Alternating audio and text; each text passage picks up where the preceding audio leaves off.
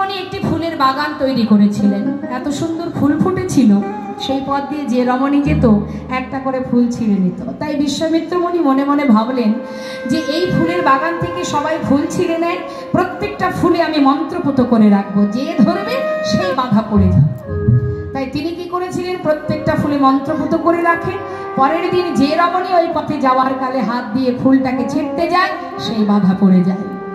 এদিকে সম্রাট রাজা হরিশ্চন্দ্র তিনি যাচ্ছিলেন সেই পথ ধরে মৃগয়া করতে। এখন পথে যাবার কালে ফুলের বাগানে সবাইকে বাধা পড়তে দেখে নিজের সাধনার দ্বারা, নিজের ক্ষমতার দ্বারা সকলকে উদ্ধার করেছিলেন। এই যে উদ্ধার করেছিলেন, বিশ্বামিত্র মুনির কাছ থেকে অনুমতি না নিয়ে কর্মটা করেছিলেন, যার কারণে খবর পাওয়া মাত্র বিশ্বামিত্র মুনি এসে উপস্থিত রাজমহলে। বলে উঠলেন, মহারাজ, আমার কাছ থেকে অনুমতি না নিয়ে যে কর্ম আপনি করেছেন তার জন্য আপনার অপরাধ হয়েছে। বিশ্বামিত্র মুনি করজোড়ে বললেন, আপনি বলুন আমার কি সাজা? আমি তো রাজা। রাজা হরিশ্চন্দ্র বললেন, কি সাজা পেতে হবে আমার? একবার বলুন কি সাজা? অপরাধ তো আমি করেছি, কিন্তু আমি তো রাজা, সকলকে রক্ষা করাই আমার কর্ম। আমি শুধুমাত্র সবাইকে উদ্ধার করেছি, কিন্তু আপনার অনুমতি না নিয়ে করেছি, এটাই আমার অপরাধ। তার জন্য আপনি যে সাজা দেবেন আমি মাথা পেতে নেব।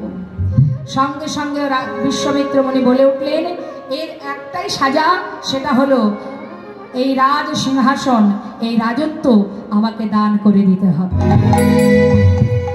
সঙ্গে সঙ্গে চিৎকার করতে করতে যাচ্ছে একজন শুদ্ধ বৈষ্ণব এসে বললেন, ভগবানের সেবার জন্য আমার দাসী প্রয়োজন। তার কাছে নিজের স্ত্রী এবং নিজের সন্তানকে বিক্রি করে দিয়ে সেখান থেকে যে কড়ি পেল বাবা, আর নিজেকে বিক্রি করে দিলেন কাশী ধামে কালু ডোমের কাছে, সেখানে বিক্রি করলেন নিজেকে।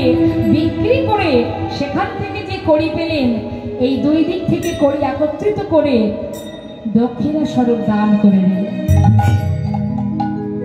সেই মস্ত বড় রাজা হরিশ্চন্দ্র আজ সে শ্মশানের মরা পোড়ানোর কাজ করতে শুরু করে দিলেন। এদিকে সেই বৈষ্ণবের ঘরে তার স্ত্রী শৈবা এবং তার পুত্র রুইতাস্য দুজনে বনে গেছে ফুল তুলতে। ফুল তুলতে গিয়ে রুইতাস্য সর্পদংশনে মৃত্যু হয়। যখন সন্তান মারা যায়, সেই সন্তানকে নিয়ে শৈবা এসেছে শ্মশানে সন্তানের শেষকৃত্য করবার জন্য। শ্মশানে এসে দেখছে কি, সেই শ্মশানে মরা পোড়ানোর কাজ করছে তারই স্বামী। চোখের জলে বুক ভাসিয়ে কাঁদছে রাজা হরিশ্চন্দ্র।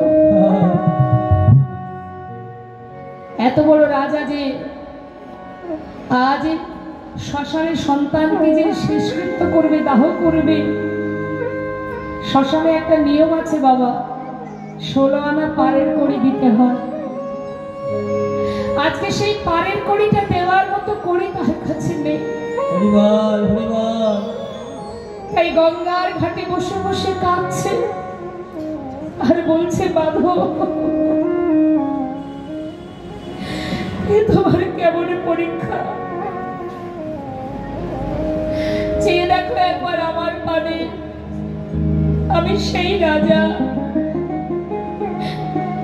এমন সাধের হিরাজ্য ছাড়ি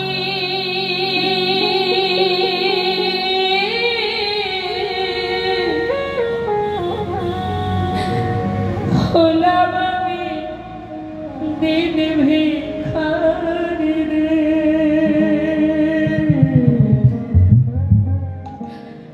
ও কি মাধব রে, কৃপা করি ফিরানো পার করে, কৃপা করে ফিরানো পার করে দাও। ওই না এত সাধে রাত ছাড়ি,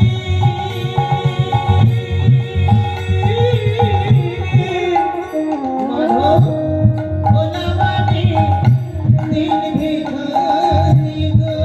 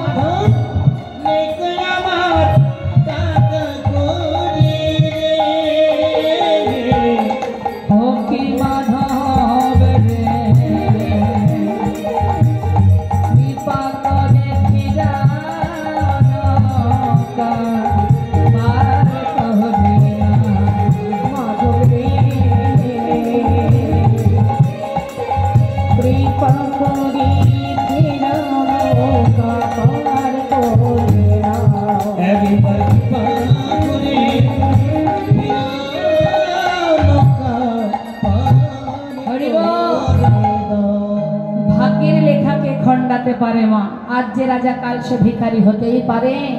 তাই তো শাস্ত্রে বললেন অবতার শ্রীরামচন্দ্র মা জানকীর পতি, তার হইল বনবাস রাবণে করে